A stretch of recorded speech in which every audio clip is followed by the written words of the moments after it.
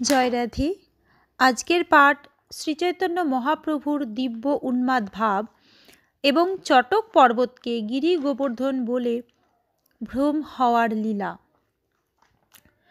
শ্রীচৈতন্য চরিতামৃত অন্তলীলা খণ্ড 14 পরিচ্ছেদ। শ্রীল ভক্তিবিনোদ ঠাকুর তার অমৃত প্রবাহ ভাষ্যে 14 পরিচ্ছেদের কথা সারে লিখেছেন, এই পরিচ্ছেদে মহাপ্রভুর কৃষ্ণ বিরহে অধিরূঢ় দিব্যোন্মাদ প্রলাপ বর্ণিত হয়েছে।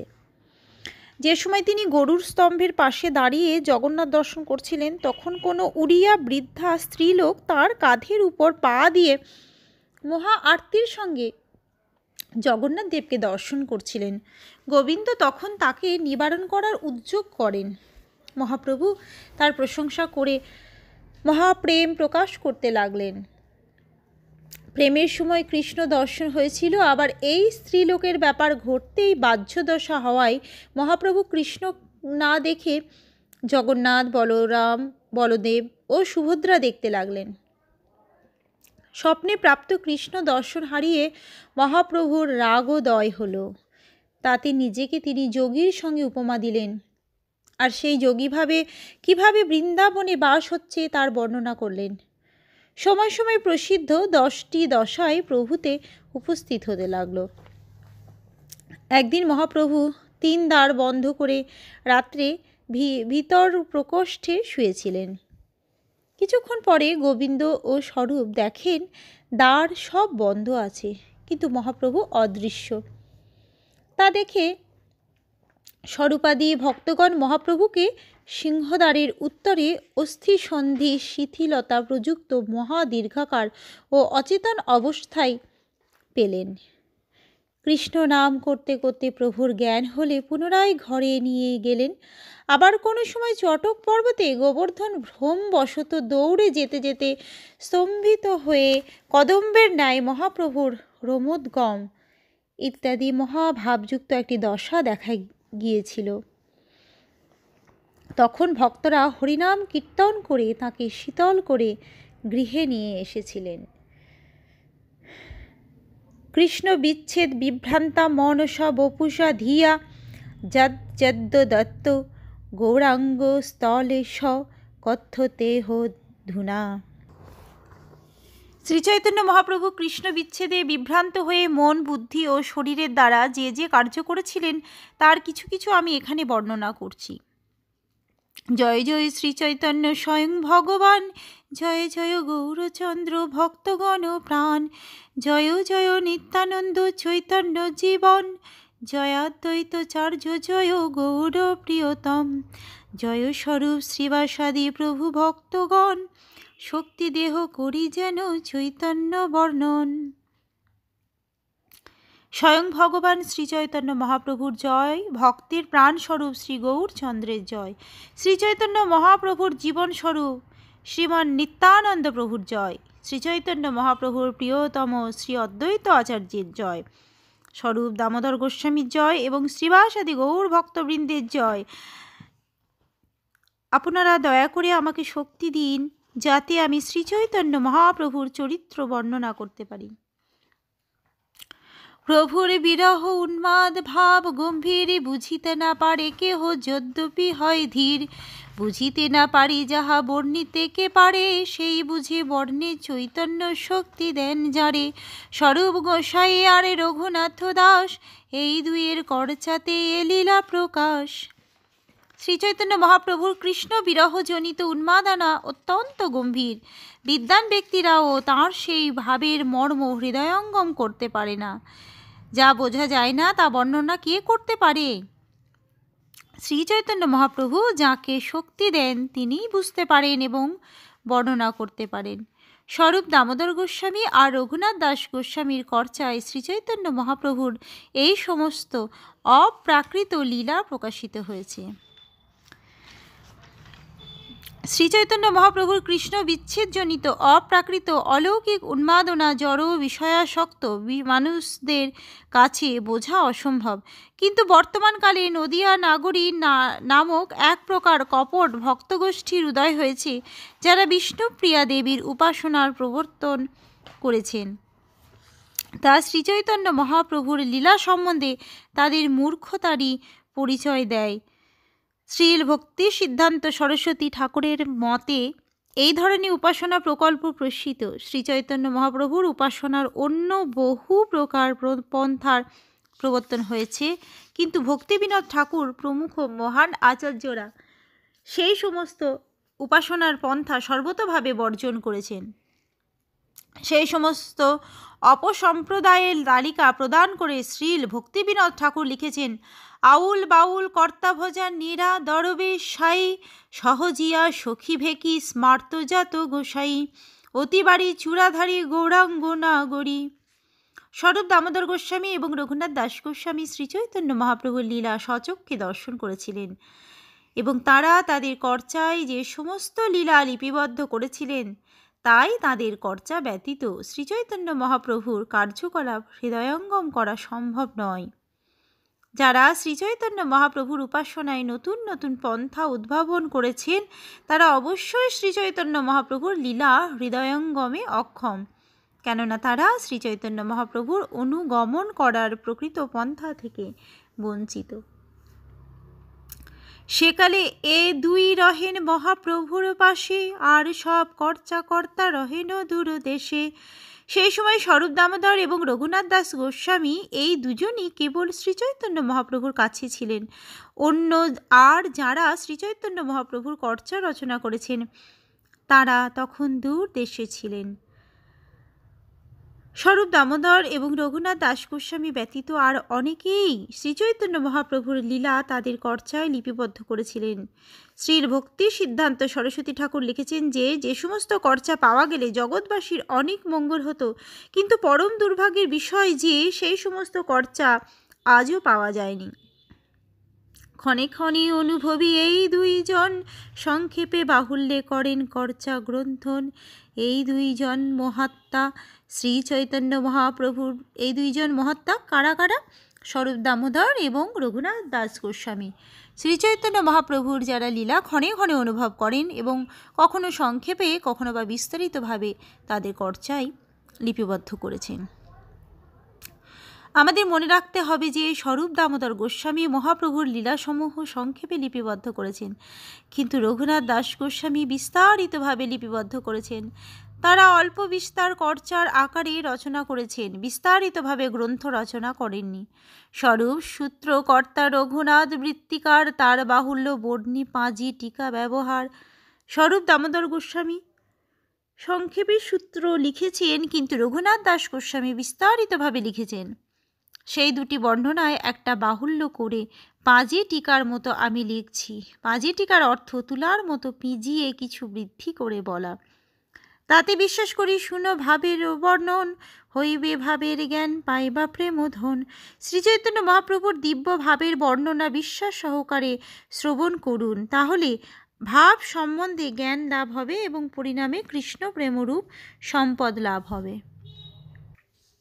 কৃষ্ণ মথুরায় গেলে গোপীর যে দশা হইল, কৃষ্ণ বিচ্ছেদে প্রভুর সে দশা উপজিল। শ্রীকৃষ্ণ বৃন্দাবন থেকে মথুরায় চলে গেলে গোপীদের যে অবস্থা হয়েছিল, কৃষ্ণ বিচ্ছেদে শ্রীচৈতন্য মহাপ্রভুর সেই অবস্থা হয়েছিল। উদ্ভব দর্শনে জয়ছি রাধারও বিলাপ, ক্রমে ক্রমে হইল প্রভুর সে উন্মাদ বিলাপ। রাধিকার ভাবে প্রভুর সদা অভিমান, সেইভাবে আপনাকে হয় রাধা জ্ঞান। উদ্ভবকে দর্শন করে শ্রীমতী রাধারানী যেভাবে বিলাপ করেছিলেন, ক্রমে ক্রমে সেইভাবে আবিষ্ট হয়ে শ্রীচৈতন্য মহাপ্রভুর উন্মাদের মতো বিলাপ করেছিলেন। রাধিকার ভাবে প্রভুর সদা অভিমান, সেইভাবে আপনাকে হয় রাধা জ্ঞান। শ্রীমতী রাধারানীর ভাবে শ্রীচৈতন্য মহাপ্রভুর সেবকাভিমান ভাবে আবিষ্ট হয়ে তার মনে হতো যে তিনি স্বয়ং শ্রীমতী রাধারানী। অভিমান শব্দের বিশ্লেষণ করে শ্রীল ভক্তি সিদ্ধান্ত সরস্বতী ঠাকুর বলেছেন যে শ্রীচৈতন্য মহাপ্রভু নিজেকে শ্রীমতী রাধারানী বলে মনে করতেন এবং সেইভাবে আবিষ্ট হয়ে সর্বদা শ্রীকৃষ্ণের সেবা করতে প্রস্তুত ছিলেন। শ্রীচৈতন্য মহাপ্রভু যদিও স্বয়ং শ্রীকৃষ্ণ, তথাপি তিনি শ্রীমতী রাধারানীর অঙ্গকান্তি এবং ভাব অবলম্বন করেছিলেন। তিনি কখনো শ্রীকৃষ্ণের অঙ্গকান্তি অথবা ভাব অবলম্বন করেননি।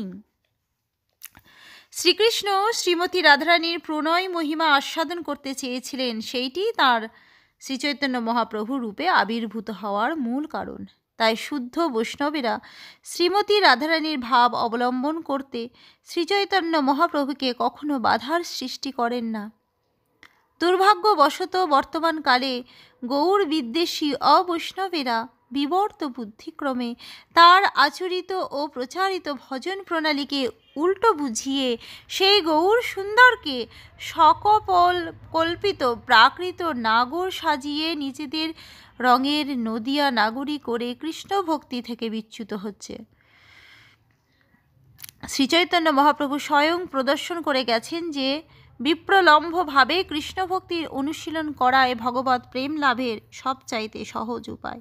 কিন্তু তা সত্ত্বেও কোনো থিওসফিস্ট ঘোষণা করেন যে শ্রীচৈতন্য মহাপ্রভু যেহেতু পরমেশ্বর ভগবান, তাই এই অনুশীলন তাঁর পক্ষে সহজ কিন্তু সাধারণ জীবের পক্ষে কঠিন। তাই জীবেরা যার যেরকম ইচ্ছা সেইভাবে কৃষ্ণের অনুগমন করতে পারেন। এই ধারণাটি নিরাশ করে শ্রীচৈতন্য মহাপ্রভু ব্যবহারিকভাবে দেখিয়ে গেছেন কিভাবে কৃষ্ণ বিরহে রাধারানীর ভাব অবলম্বন করে কৃষ্ণ প্রেম লাভ করা যায়। দিব্য উন্মাদে ওইছে হয় কি ইহা বিস্ময়, অধিরূঢ় ভাবে দিব্য উন্মাদ প্রলাপ হয়। এইটি দিব্য উন্মাদনার অবস্থা, তা বুঝতে অসুবিধা কোথায়? কেউ যখন অধিরূঢ়ভাবে দিব্য উন্মাদনা অনুভব করেন তখন তিনি পাগলের মতো প্রলাপ বলেন। এতস্য মোহনাক্ষস্য গতিং কামপু পেয়স ভ্রমাভা কাপি বৈচিত্র্যে দিব্যন্মাম ইতির যতে উদ্ঘূর্ণা চিত্র জল্পা দ্যস্ত দেভা বহবৌ মতা। মোহনাক্ষ ভাবের কোনো প্রকার গতিক্রমে বিভ্রান্তি বলে বৈচিত্র্যী নামে দিব্যোন্মাদের উদয় হয়। উদ্ঘর্ণা ও চিত্রজল্প ইত্যাদি উন্মাদনার বহু ভেদ বিশেষ। একদিন মহাপ্রভু করিয়াছেন শয়ন, কৃষ্ণ রাসলীলা করে দেখিলা স্বপন। একদিন শয়নে শ্রীচৈতন্য মহাপ্রভু স্বপ্ন দেখলেন যে শ্রীকৃষ্ণ রাসলীলা করছেন। ত্রিভঙ্গ সুন্দর দেহ মুরলী বদন, পীতাম্বর বনমালা মদনমোহন, মণ্ডলী বন্ধে গোপীগণ করেন নর্তন, মধ্যে রাধা সহ নাচে ব্রজেন্দ্র নন্দন। শ্রীচৈতন্য মহাপ্রভু দেখলেন শ্রীকৃষ্ণের দেহ ত্রিভঙ্গ সুন্দর, মুখে তার মুরলী, পরনে তার পীত বসন, গলায় বনমালা। তার এই রূপ মদনকেও মোহিত করে।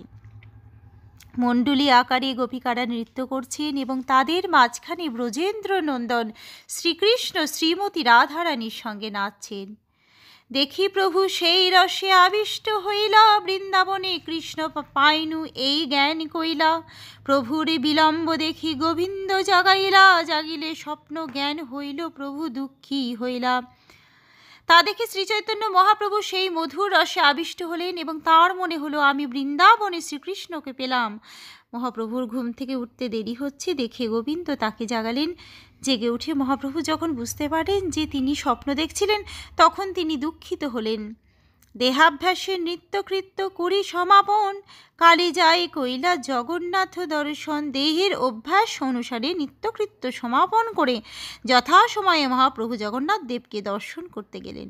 যাবৎকাল দর্শন করেন গরুরের পাছে, প্রভুর আগে দর্শন করে লোক লাখে লাখে। মহাপ্রভু যখন গরুর স্তম্ভের পাশে দাঁড়িয়ে শ্রী জগন্নাথ দেবকে দর্শন করছিলেন তখন তার সামনে লক্ষ লক্ষ লোক শ্রী জগন্নাথ দেবকে দর্শন করছিলেন। উড়িয়া এক স্ত্রী ভিড়ে দর্শন না পাইয়া গরুরে চুরি দেখে প্রভুর স্কন্ধে পদ দিয়া। সেই ভিড়ে জগন্নাথ দেবকে দর্শন করতে সক্ষম না হয়ে এক উড়িয়া স্ত্রী শ্রীচৈতন্য মহাপ্রভুর কাঁধে পা দিয়ে গরুর স্তম্ভের উপর চড়ে শ্রী জগন্নাথ দেবকে দর্শন করছিলেন।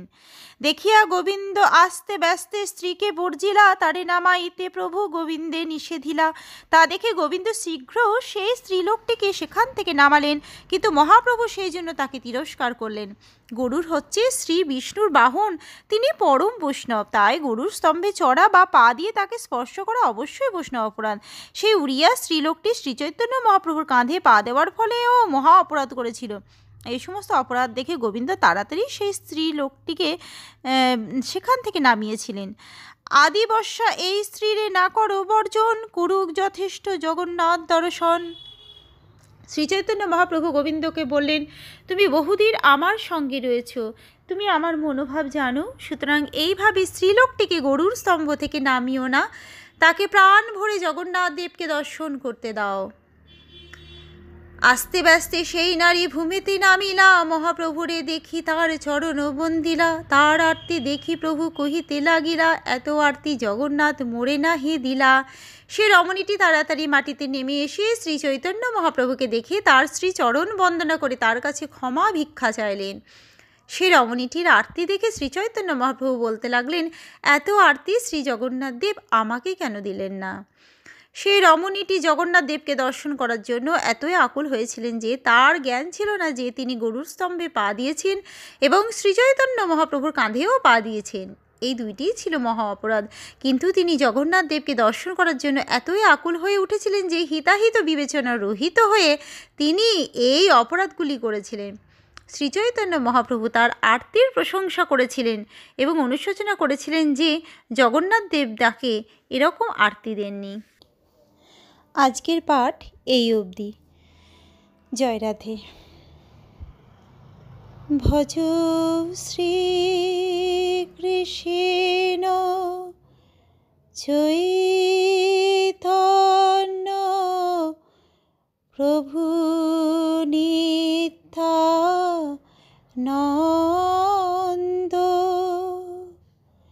শ্রী অদ্বৈত গদাধরে শ্রীবাসাদি গৌর ভক্ত বৃন্দ। হরে কৃষ্ণ কৃষ্ণ কৃষ্ণ হরে হরে, হরে রাম রাম রাম হরে হরে, হরে কৃষ্ণ কৃষ্ণ কৃষ্ণ হরে হরে, হরে রাম রাম রাম হরে হরে। জয় রাধে জয় রাধে জয় রাধে জয় রাধে। জয় রাধে।